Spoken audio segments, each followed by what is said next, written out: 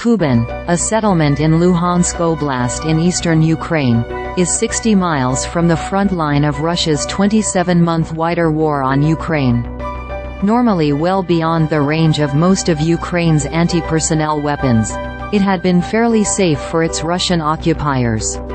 This helps to explain why, on or just before Wednesday, potentially hundreds of Russian troops gathered out in the open in a field near Kuban, apparently for training.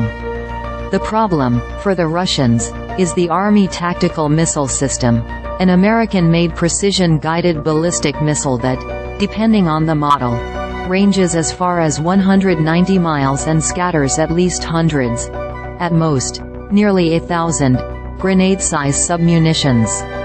As the Russians milled about in broad daylight on that field outside Kuban, and a Ukrainian drone observed from high overhead, 4 of the 2-ton ATACMS streaked down. One failed to explode, the other 3 popped open and scattered their lethal submunitions.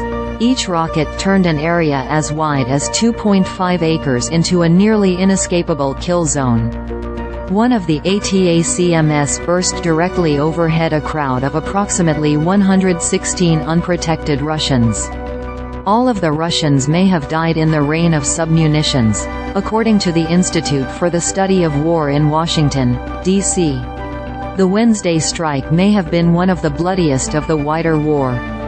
And it's indicative of poor planning on the part of Russian commanders.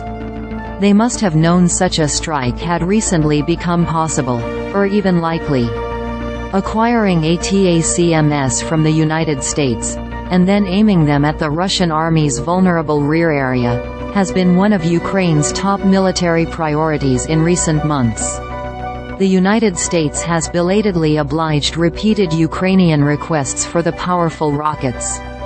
Shortly before the U.S. Congress finally overcame resistance from a small number of Russia-friendly Republican lawmakers and approved $61 billion in fresh U.S. aid to Ukraine late last month, the administration of President Joe Biden squeezed $300 million in savings from a previously approved weapons contract the administration had brokered on Ukraine's behalf.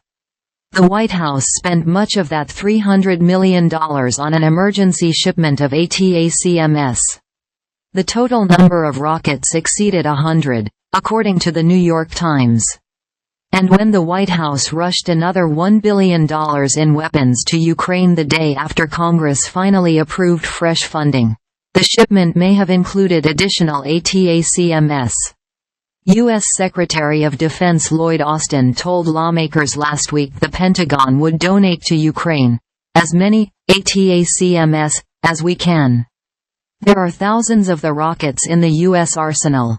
Many are expiring soon as their rocket fuel degrades, possibly motivating the Americans to give them away fast.